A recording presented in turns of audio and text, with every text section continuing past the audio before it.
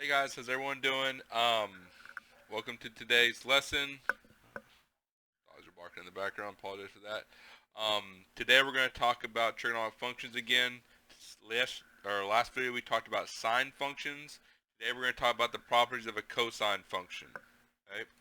So for cosine functions, our typical equation is y is equal to cosine x, and we can see the graph we are drawing. I kind of already just drew the graph out, just kind of we can already see it, and I didn't have to worry about kind of going through that.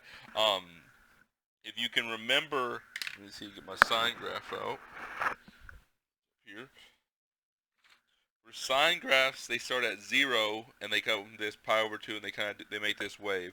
For a cosine function, they do the exact same thing. The only difference is their starting point at 0 is no longer 0, 0, but it's at 0, 1. Okay, so they're going to start at this peak over here, and then they're going to continue on this same kind of trajectory of every pi over 2. They go and hit some version, hit 0, 1, 0, 1, and so forth, and they're going to continue that wave on forever. So when we start talking about the domain, range, and all these continuities, it's going to be almost the exact same thing as yesterday. So for the domain, there's never a value you can plug into this function that will not work. Okay, so we're going to say the domain is going to be negative infinity to infinity. Now the range, well, the range is the same thing. We're only going up between two values, from negative 1 to 1. Okay, so negative 1 to 1, and we include both those values. Okay, now for y-intercept, where does it cross the y-intercept? Sec. My dogs are doing. It's the same thing. It crosses the y-intercept right here. Okay, so put those on there. That's the y-axis. Here's our x-axis. So it crosses the y-axis at 1. So we'll say y is equal to 1. Well, the x-intercept, where does it cross the x-axis? Well, it crosses it in a lot of places, right? So it looks like it's happening every time we have a pi over 2, right? So pi over 2, 3 pi over 2, 5 pi over 2, negative pi over 2, and so forth.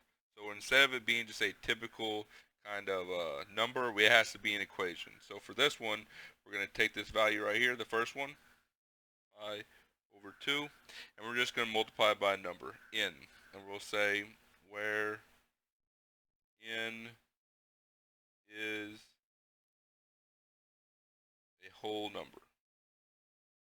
Where n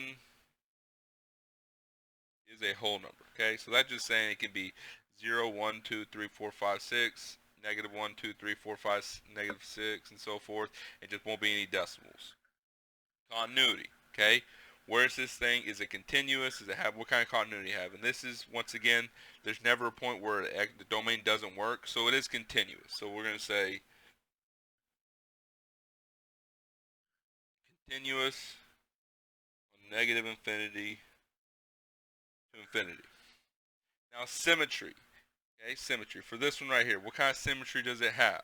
Okay, now for this one, remember yesterday we talked about doing different types of things for it. If you look, for this one, if I fold it right here, okay, fold on this y-axis, the symmetry should line up pretty good, right? So this means we should have y-axis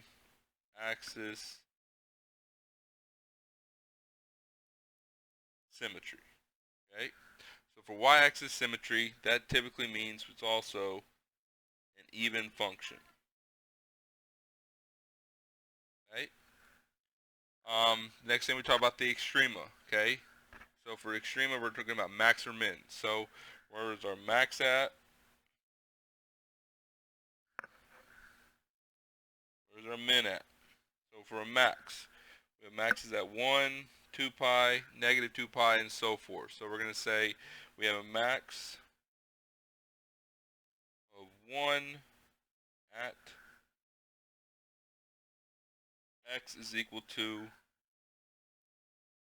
2 in pi. And once again, where n is a whole number. And you can see that it's pretty typical that that's how this will always be. N is always going to be this whole number that applies to a lot of different times, especially when you have multiple values, as you can see We have a lot of multiple values. Sorry about that. Didn't see I was kind of going off a little tangent. So min values, okay? Once again, -1. So sorry, min of -1 at x is equal to, this one's at pi, negative pi, and so forth. So we're going to say pi plus 2n pi, where n is a whole number. Right, and that's just saying, so the next value where this is going to be 0 is going to be at 3 pi, 5 pi, and so forth. It's always going to be those odd number situations, -1 pi, -3 pi, -5 pi, and that's all this is meaning right here. Okay, and the last thing we're going to talk about is end behavior. So end behaviors, again, once again, what it means, it's what's going on as we go to infinity and negative infinity. So we're going to have to take the limits. So the limit as x approaches negative infinity cosine x,